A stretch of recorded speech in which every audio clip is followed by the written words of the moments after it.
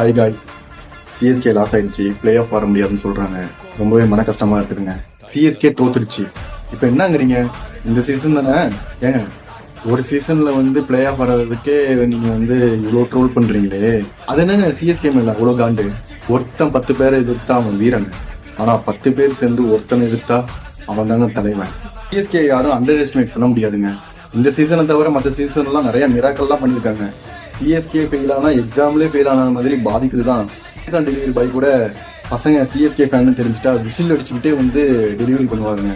டோனியால CSK பிடிச்சதா இல்லை சிஎஸ்கேயால டோனியை பிடிச்சதான் தெரியலங்க. ஆனால் டோனியையும் சிஎஸ்கேயும் வேற வேற ஆளாக நான் பார்த்ததே கிடையாது.